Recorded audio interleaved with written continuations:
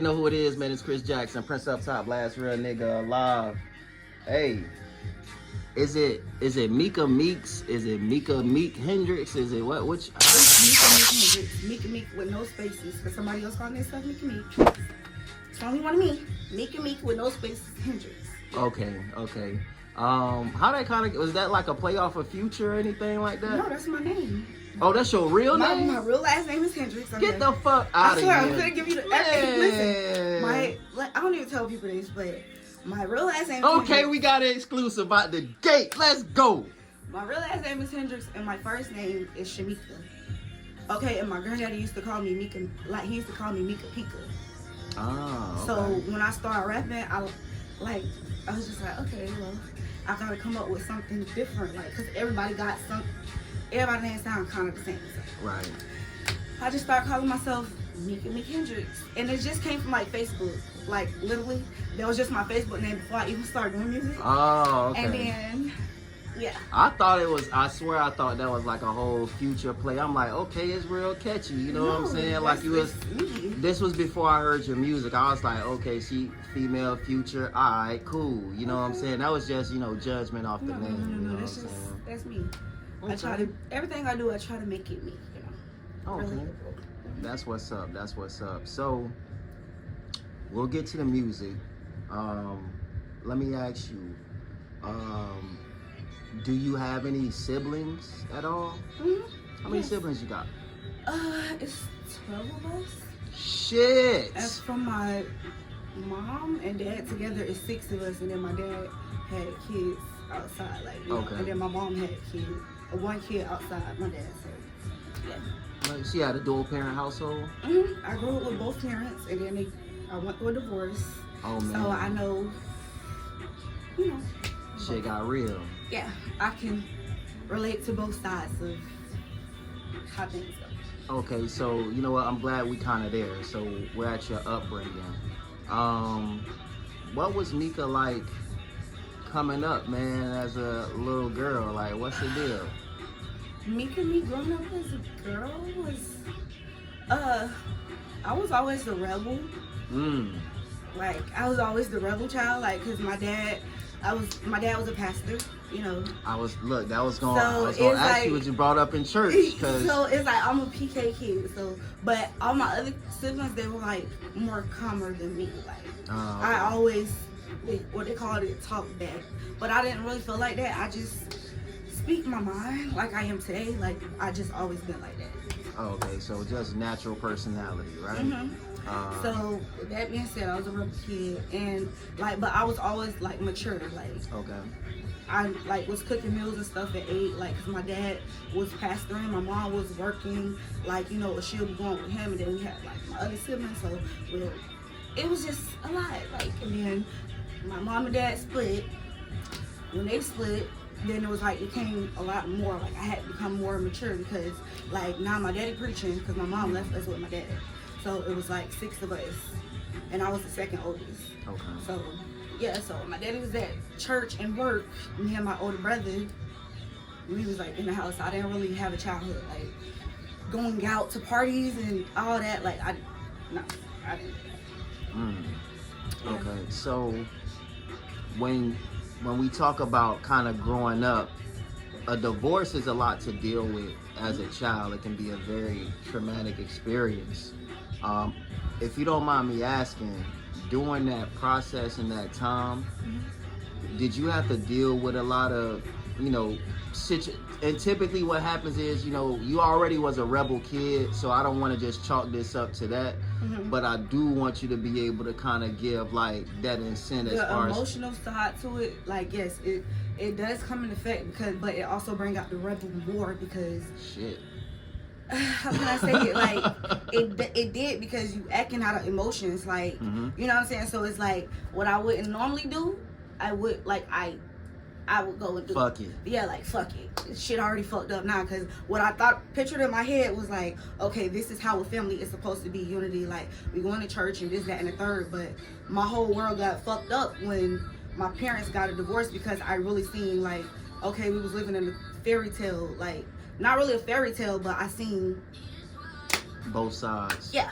Like, yeah. So I dealt with like emotions because with my parents, after a while, like we eventually went with my mom, but then like CPS was involved and all that. Like they were trying to keep us away from my dad, and I would run away to go with my dad. Like it was a lot. I would say that's pretty traumatic.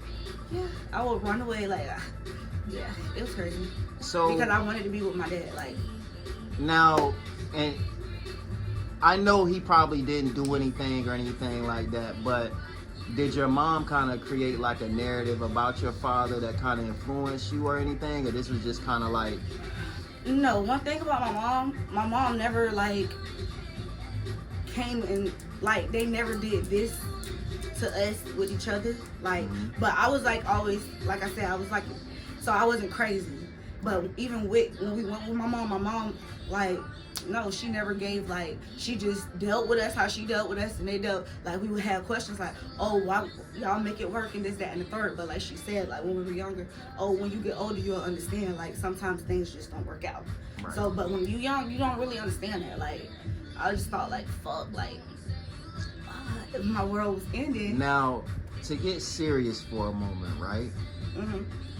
Being that came up in a church household, everything's pretty much going good, dual parent household. Did you feel any resentment from God when that happened? Like, did you feel like, God, why? Or did you start to change in regards to your beliefs? Like, how did that make you feel? In the beginning, I was like, I wouldn't say I was like resenting God. I was just like kind of hurt, like, because I didn't really understand. It didn't really make me shake my faith because like that's what I grew up in. Like that's what I knew. It just made me like questioning people. It wasn't my faith that I started questioning at the time. I started questioning people because like, you know, they only let kids see so much. So then when you start, so you be like, well, okay, well what happened? But they don't want to really go into what happened because at the moment you're kids. So it's like I didn't resent God. No, I was just like I questioned him a lot. I'm like, God, like, I'm praying to you, like they said, you can do all things, like, but that's when I also had to come into the acknowledgement of free will. Right. God give everybody free will. Right. Like, yeah, he gonna give you an option. That's why it's heaven or hell, good or bad. Which one you gonna choose? You know what I'm saying? So it's just like, once I got that understanding clear, then I started, you know, I understood a little bit more. Well, I asked you that because in your music, you're very transparent. You talk about kind of like the situations and shit that you be going through in your music. A lot of relationship shit. I'll be like, God damn, you know what I'm saying? Like this is the real you. So you're super transparent, and that's what I kind of like about you. Your kind of unfiltered approach about things. I talk about your past because I want people to kind of understand who you are. You know, before we get to, you know, the music. You know, like. You didn't come from a bad household, so, you know, like, you don't try to give off this fictitious image as, you know, you're trying to be somebody or not. You know what I'm saying? But I try to be authentic as possible.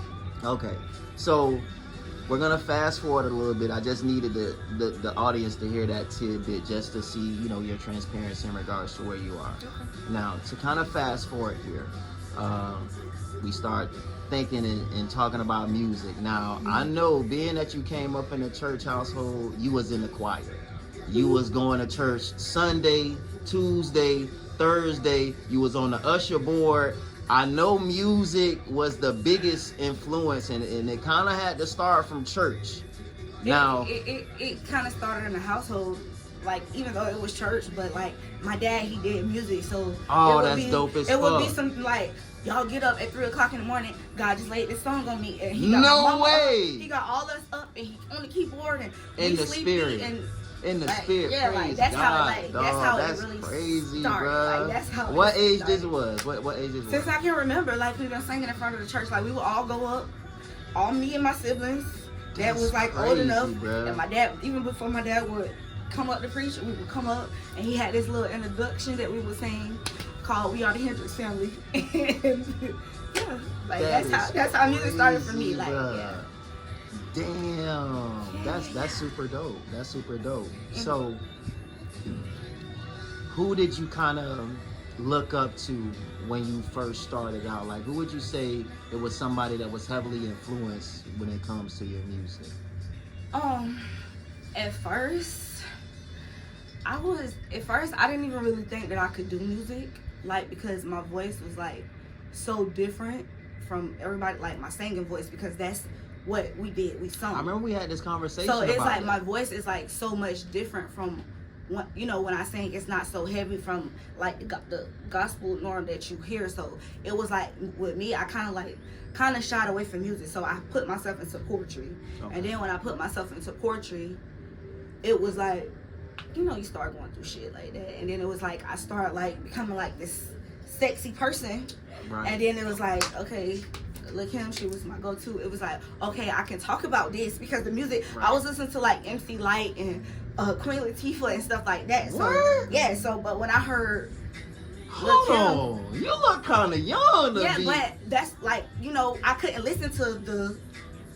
Oh, okay. Because everything was so in the church. Oh, yeah, that's right, because you church household. Yeah, so I had to listen to stuff that was very clean. So when I first heard Look Him, I was like, and it was like when I seen the movie. Yeah, that shit got real. Notorious Big, when I seen that movie and I seen her, I was like, oh, fuck yeah. I can, but I didn't want to be as like when I first started, I was like real provocative. But I knew how, like, as time I grew with it, and like, it was just, I don't know, I just write. You know, so I can't really say I like all kind of music, country, all that. Well, I remember us having a conversation when I was promoting you, and I was telling you know, like, you can sing, you know, like, utilize that shit. You know what I'm saying? Like, stop fucking around with it. Like, you don't, it be the things that we don't tap into that be the gym. You know what I'm saying? So, and again, like, I had a chance to kind of see your growth a little bit from, I would say maybe 2018, maybe? 18.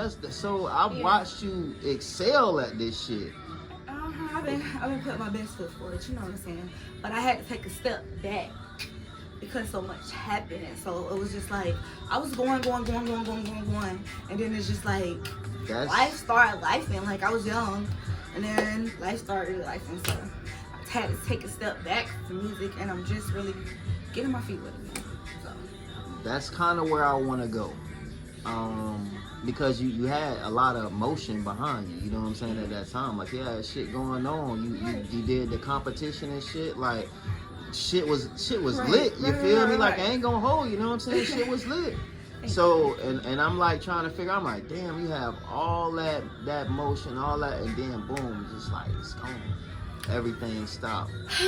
Well, what happened to make that change or that shift when you say life was lifing? Like, at that time, some people use that as motivation to create more music and, you know, really, you know, give it another Right. What kind of happened? Like for me, it was like I was like young and just like doing what really made me happy. I wasn't really taking life serious. Okay. And then it was just like only thing I really cared about was money and stuff like that. So once I got kind of tired of that or whatever, I would say life started really lifing, because when I done grew up now, I'm trying to be in relationships. I'm trying to, you know what I'm saying, in the midst of that, I lost my dad. My dad died in my house, and my son bed. It was just like a lot. So like with all that other stuff going around me, I couldn't focus. And my dad was my rock. Now, to kind of pick up where we left off, and we kind of had this discussion kind of a little bit off camera as well, just as far as, you know, you kind of going through your situation, you stopped doing music.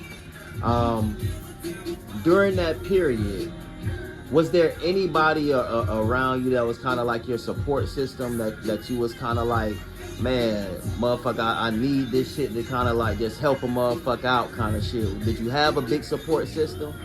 As far as the music? The music, just life in general. When you lose a parent, that's a lot to deal with. We had my sibling bond, you know what I'm saying? But, you know, after everything, everybody got to go back to their own lives and stuff like that. So it's like, after everything calmed down and stuff, I was kind of like by myself. Like, and the reason being, like I said, when my dad passed, I met a guy, we was only together like 4 days. And like that was like very traumatic for me. Right. And me not knowing, I'm crying every day, you know, doing all this, trying to figure out how to pay for a funeral and all this. He's gonna move himself in slowly for surely, going picking up, you know what I'm saying? Hold on. Rewind. You said from 4 days. So how did the relationship kind of start? Was this like a mutual, like this was somebody you kind of knew already? Was this like hey, I kind of met this person in passing? Like, well, no, like we used to like chat, and he used to like invite me out to shows and stuff like that, you know, stuff like that. That's how we kind of like met, but like really like chilling with each other. Like we were going like chilling with each other, like I would say probably a good 4 days. But when my dad died, he was in the house with me. Wow. So it was like, I don't know, was that a trauma bond or whatever that what you would call it. Right. So it was just like, I wasn't in my right mind. Like the closest thing to me I had felt besides my son and my mom, it was known. Right. You know what I mean? So I didn't really realize what was going on. So in the process, things just like, after I buried my dad, things just like took a turn with that relationship. Would you say it was more so now that you had like a chance to kind of settle down and kind of really just pay attention to like, okay, well, I know I just went through a traumatic experience, because you're still an artist at the end of the day. Life still is gonna go on, life still gonna life, you know what I'm saying? But your fans know you as Meka Meek Hendrix, you know what I'm saying? Like, they don't give a fuck that you got some personal shit going on, you feel me what I'm saying? So when you say, and I don't want to, you know, I don't want to put any words in your mouth or anything like that. When you say shit got crazy, you know what you mean when shit got crazy, like shit got crazy, like his personality changed, like he got abusive. Oh wow. Like, but in the beginning, like I wasn't like really realizing. Now I wanna caution you, cause abuse is strong. Now when we say like more of like a verbal abusive, physical abuse, like blacking my eyes, tearing up my house, almost killing me in a car crash because he slapped me on the interstate, abusive. Oh my God. Yeah. So yeah, that it kind of got crazy. Like in the beginning, I didn't see it. Like I was like so depressed and I was so vulnerable. Like I was just like, I wasn't myself. And then something just like clicked in me one day. Like it just clicked like a rocket science, and it was just like, bro, what is you doing? Like this is not like, no, bro. And it just, I don't know. That took a lot from me, because I've never really been in no abuse relationship like that. So me going through all that, I was like drinking. It was all over the place. It was all online. It made its way online, and it kind of put you in a vulnerable situation. How did it make it online? He loved to be a social media junkie. Like he loved to go live about everything. Arguments, he'll be on live, he'll go live. Like he like tried to paint me to be the villain to people, because you know how people want to keep up their image, and they don't want, so like now when I'm going crazy on you, you want to go live and show them this side of me, but you're not showing what led up to this, you know what I'm saying? And then all the while you're not knowing, like I didn't really get to know him. That's on my part. Like I said, I was vulnerable, I was going through things, and then I didn't want to be by myself. My dad died in my house, like that I'm still living in today, you know what I'm saying? Right. So it was just like, it was just a lot at play with my emotions, and it was crazy. Well, it almost forced, it forced you to kind of defend yourself online as well, which in turn, you know, a lot of other people seen it online. Do you think that helped or hurt your music career? I wasn't doing music at the time, so I don't know. That was intense.